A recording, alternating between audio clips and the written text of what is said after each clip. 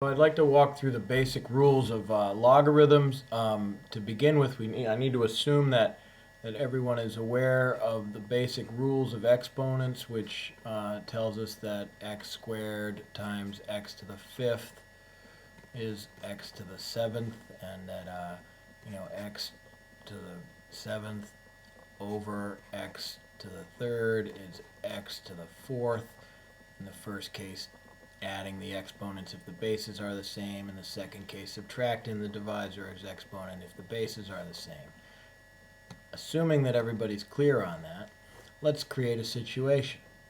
Let's say that a to the m is equal to x. That's a given. Okay, and let's say that a to the n is equal to y, given number 2. We can rewrite these equations in log form as log base a of x equals m and log base a of y equals n. Same statements both times. We should also be able to say that since the rules of exponents tell us that x times y is equal to a to the m times a to the n, which equals a to the m plus n because the bases are the same. Okay, and since xy is equal to a to the m plus n,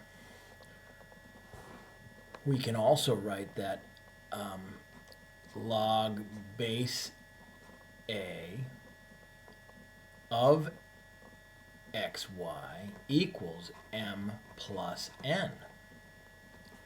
That's this statement. Xy equals a to the m plus n.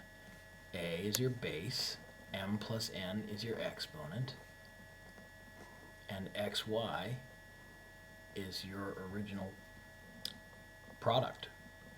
Now, since m equals log base a of x and n equals log base a of y, then we can then conclude that the log base a of xy is equal to the log base a of x plus the log base a of y. That is your first and most important log rule. That's the product rule. The log of a product is equal to the sum of the logs of its individual factors. So what does that tell you? Well, in basic terms, it tells you that the log of 16 must be equal to the log of 8 plus the log of 2, or the log of 4 plus the log of 4, or any sort of thing like that. But it comes in very handy when you're working with variables. Now, by the same token, if I can open this up to a full page, the log of a quotient, I don't know why my computer is going so slowly, but the log of x over y is going to be the log of x minus the log of y, for the same reason, because x over y is equal to a to the m minus n, because I subtract the exponents, and so therefore the log base a of x over y is equal to m minus n. This is equal to m, this is equal to n. We showed that on the previous page. Okay? Very important premises to work on. Okay, the next rule, so this is the second rule, although it's not very different than the first, which is over here.